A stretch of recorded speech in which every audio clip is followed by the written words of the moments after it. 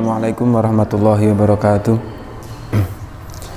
Alhamdulillahirabbil alamin wa bihi nasta'in wa ala umuri dunya waddin. Wassalatu wassalamu ala rasulihil karim sayyidina wa maulana Muhammadin wa ala alihi wa ashabihi ajma'in, amma ba'du. Bismillahirrahmanirrahim. Qala al-musannif rahimahullah ta'ala yanfa'ana bi wa bi ulumi amin. Asyam, poso niku maknanipun secara bahasa inggih punika al-imsak. Al-imsak niku ngeker. Terus secara bahasa niku makna ngeker niku masih umum, belum terkhusus antara mencegah. Ngeker niku mencegah, antara mencegah dari perkara yang apa atau mencegah dari perkara yang apa. Secara bahasa as-saum au siyam, lafadz saum au siyam bermakna imsak, mencegah.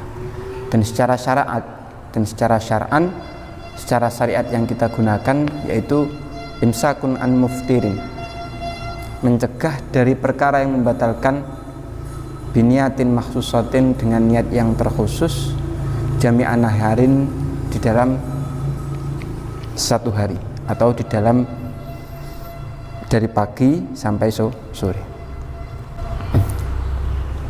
Nah, di dalam puasa ini ada ayat Al-Quran yang Allah Ta'ala dawuh, kutiba alaikumusiyam ya ayyuhalladzina amanu kutiba alaikumusiyam. Eling-eling wong iman, kutiba den wajibno alaikum ing atas sira kabeh apa asyamu siyam. Maknane kutiba secara makna asal yaitu ditulis, tetapi di sini dimaknai nopo furido, yang artinya yaitu diwajibkan atas kalian semua puasa.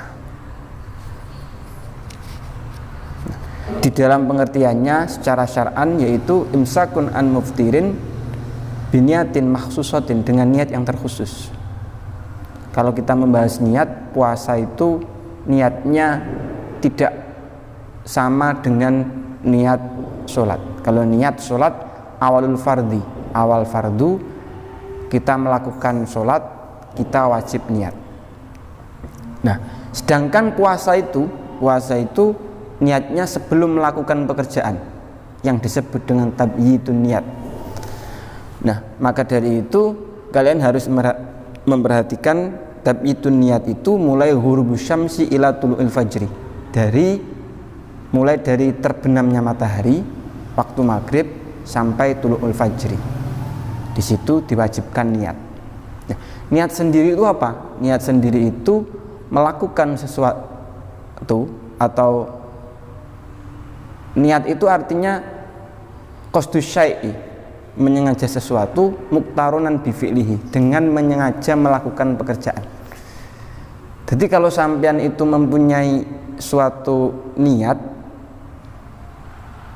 itu harus dilakukan bersamaan dengan pekerjaan.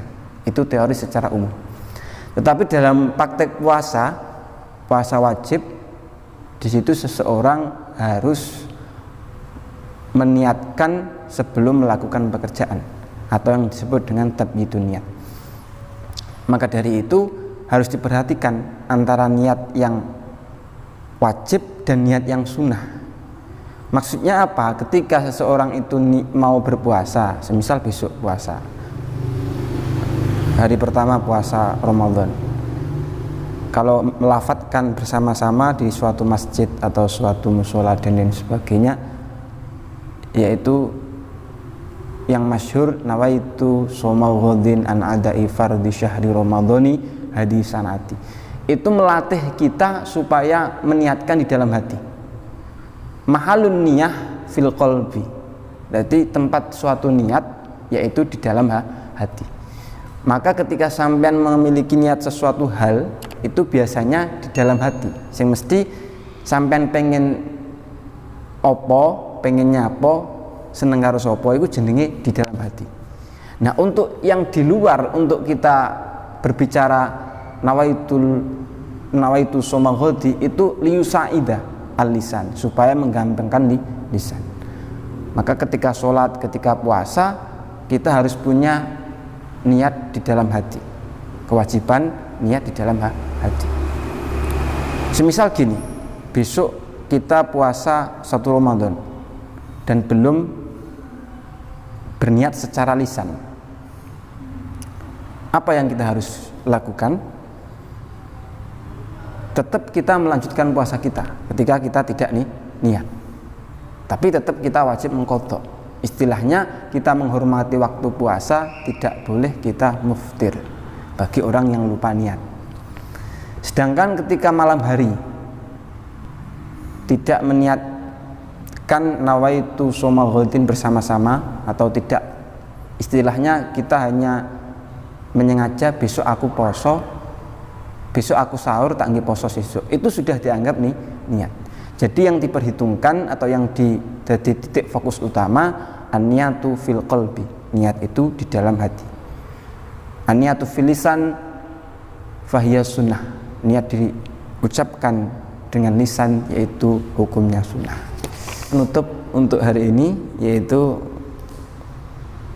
mari kita memperbarui niat kita masuk pada bulan Ramadan 1443 Hijriah dengan semangat baru, dengan niat yang lebih baik, terutama di dalam